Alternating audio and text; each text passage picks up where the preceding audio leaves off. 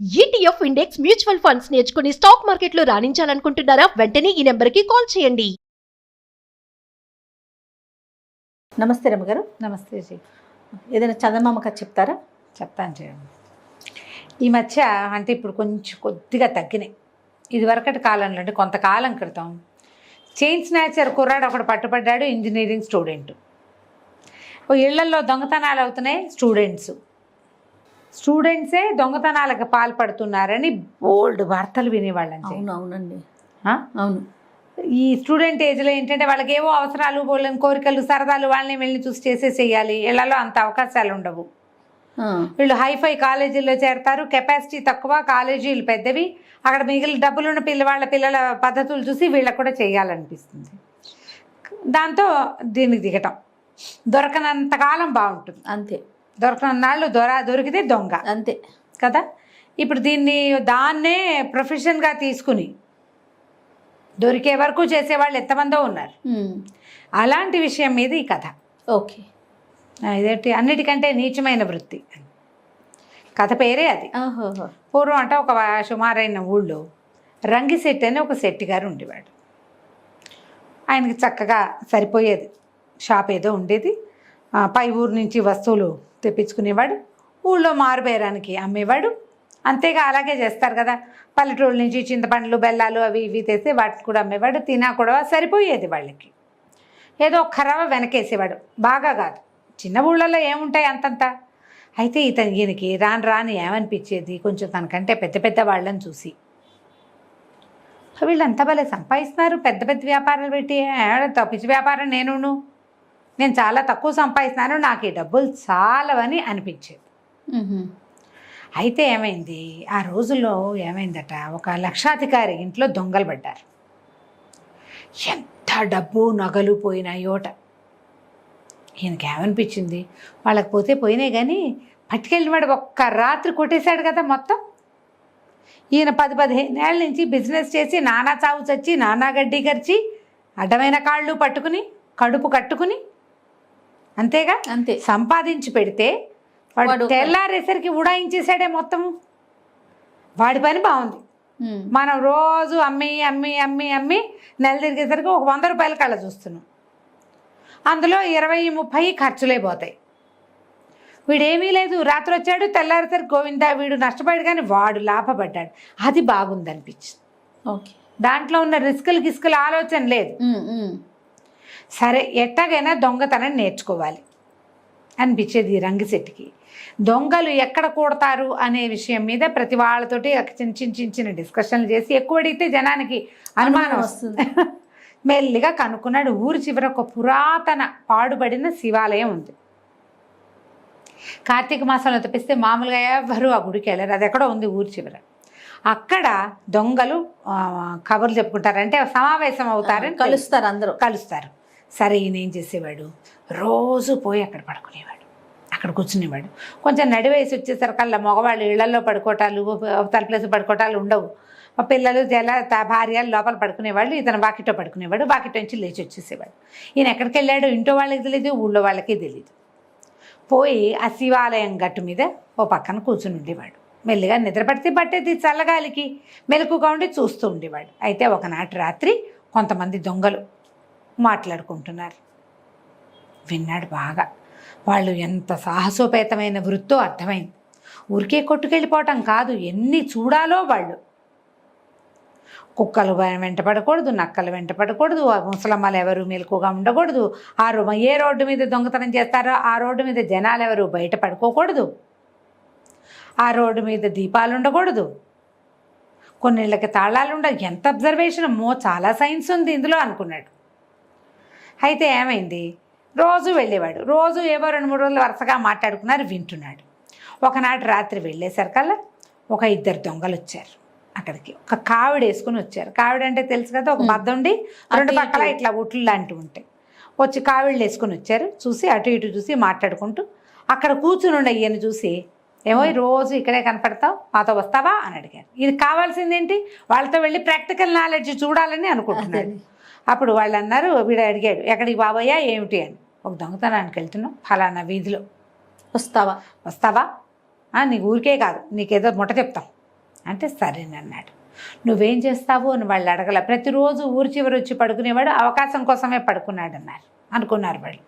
అక్కడి నుంచి చకచక ఈయన వేషం మార్చేశారు. ఈయన కొంచెం అడ్డపంచ, పైనుంచి ఒక అంగాస్త్రం వేసుకుని బొజ్జ కొంచెం పుష్టిగా ఉన్నాడు. వీళ్ళు ఏం చేశారు, ఆయన పంచె లుంగీలా ఉన్న పంచెని మడతపెట్టి కట్టించి ఎగ్గట్టించి గోచి పెట్టారు. ఒకటి తలకో పాగా పెట్టారు. మొహానికి కొంచెం లైట్గా మసి పూసారు. ఓ చిన్న గడ్డం అంటించారు. ఓ బొట్టు ఒకటి పెట్టారు. నా భార్య కూడా గుర్తుపట్టలేదు, వెళుదుప్పల దగ్గర భలే చేశారే అన్నాడు. ఒక బాణాకర్ర ఇచ్చి అన్ని బెల్లం ముద్దలు, ఇంతంత చిన్న చిన్న ముద్దలు చేతులు పెట్టారు. బెల్లం పట్టుకెళ్తున్నారు వాళ్ళు. ఓహో, ఈ బెల్లం ఎందుకండి అన్నాడు. బెల్లం ఎందుకంటే ఏ కుక్కలో వెంబడబడతాయి, వాటికి పెట్టడం, బెల్లం వేస్తే ఆగుతాయి, బెల్లం ఉండాలి చేతిలో అని చెప్పారు. చెప్పాక నడుచుకుంటూ బయలుదేరారు. చెప్పులు ఇప్పించేశారు. ఒట్టి కాళ్ళతోటి నడుచుకుంటూ పోతుంటే ఏమైంది, ఓ చోట ఎక్కడో ఈయన కొంచెం ఓ పక్కన బెదిరిస్తుంది లోపల. అలవాటు లేని పని చేస్తుంటే దడదడలాడదు ప్రాణం. ఒక్కొక్క తోక తొక్కేశాడు. ఒక్క గైమని లేచింది. లేవంగానే హడిలిపోయి చేతిలో ఉన్న బెల్లం ముద్దలు వదిలేశాడు. ఎప్పుడైతే బెల్లం వాసన కిందకి చేరిందో ఒక్కొక్క బెల్లం నాకుతూ ఊరుకుంది. గబగబానాడు కొత్వాలు వస్తాడు. వీళ్ళు ఏంటంటే ఆ రోజుల్లో కొత్వాలు, నగర కొత్వాలు రాత్రంతా తిరిగేవాడు. ఓకే, సైనికులు కూడా తిరుగుతారు. కొంతమంది సైనికులు తిరుగుతారు, గస్తీ తిరిగే వాళ్ళు ఉంటారు కదా, సాయుధ పట్టులు గస్తీ తిరిగే ఉంటారు. కొత్వాలు ఆ సందులో ఈ సందులో. వాళ్ళకి ఏంటి లెక్క, కుక్క పెద్దగా అరుస్తోంది అంటే అటువైపు వెళ్తారు. పెద్దగా అరుస్తున్న కుక్క సడన్గా మానేసిందంటే ఏం పెట్టారు దానికి, ఆ డౌట్ కూడా వస్తుంది. కుక్క గట్టిగా అరిచి నోరు మూసుకుందంటే కొత్వాలు వచ్చేస్తాడు, జాగ్రత్త అన్నారు. వీళ్ళు ఇంకా ఈ సందు దాటలేదు, కొత్వాలు ఎదురుపడ్డాడు. అతనికి వినపడింది, కుక్క కయ్యమంట వినపడుతుంది. రాత్రిపూట ఏమిటి 11-12 గంటల వేళ నిశ్శబ్దం. కుక్క కుయ్యమన్నా వినపడుతుంది. అది పైగా తోక తొక్కిన కుక్క ఎటాలేస్తుంది, కరిచి ఎంత పెద్దగా అరిచింది. బెల్లం ముద్ద పడేసరికి నోరు మూసుకూరుకుంది. అతను అట్నుంచి ఎదురొచ్చేసరికి ఎవరా మీరు ఎక్కడికి వెళ్తున్నారు అని కేకలు పెట్టాడు. కేకలు పెట్టేసరికల్లా భయం వేసేస్తుంది, నేను ఉనికిపోతున్నాడు. వీళ్ళు ఏం చేశారు, కాలు తొక్కారు. వణక్క ఉండని, బాబయ్య మేము పై ఊరు నుంచి వచ్చామండి, ఇదేమో బెల్లం అండి, బెల్లం పట్టుకెళ్తున్నాము, మరి మా బేరాన్ కోసం వచ్చాము. కాకపోతే ఏంటంటే రాత్రి అయిపోయింది, మేము బయలుదేరి వచ్చేసరికి సత్రం కోసం వెతుకుతున్నామండి అని చెప్పారు. చెప్పేసరికి ఆయన అన్నాడు, ఈ బొర్రవాడేవాడు అన్నాడు. అనేసరికి కాదండి, నా పేరు రాములండి, మా తమ్ముడు సోములండి, ఈయనేమో మారుబేరగాడు మంగయ్య అండి, బేరాలు ఏమి వ్యాపారం చేయడండి, మారుబేరం చేసి బాగా బొర్ర పెంచాడండి అన్నాడు. ఏది చేజాపు అది చెయ్యి వాసన చూశాడు ఆయన. బెల్లం మారుబేరాలు అవి చేసేవాళ్ళు బెల్లం మూత ముట్టుకుని బెల్లం వాసన వస్తుంది. ఓహో సరే లేని ఊరుకుని సత్రం దారి చెప్తా, తెల్లవారి మళ్ళీ వస్తాను, మీరు కనుక అక్కడికి కనపడకపోయారో తాషా మార్ప మోగించేస్తా అని చెప్పాడు. చెప్పి సత్రం దారి వైపుకి బళ్ళించారు. వెళ్ళమన్నాడు. సత్రం ఎందుకు వీళ్ళకి, సత్రాలు గిత్రాలు అక్కర్లా. ఆయన అటు దాటంగానే వీళ్ళు ఇటు దాటుకున్నారు. ఇతనికి ఉనికిపోతుంది లోపలే రంగిశెట్టికి. ఎన్నిసార్లు చూశాడు కొత్వాల్ని తను, ఎప్పుడు భయమే లేదే. ఇంతకంటే పెద్ద అధికారులను చూస్తాడు ఊళ్ళో తను.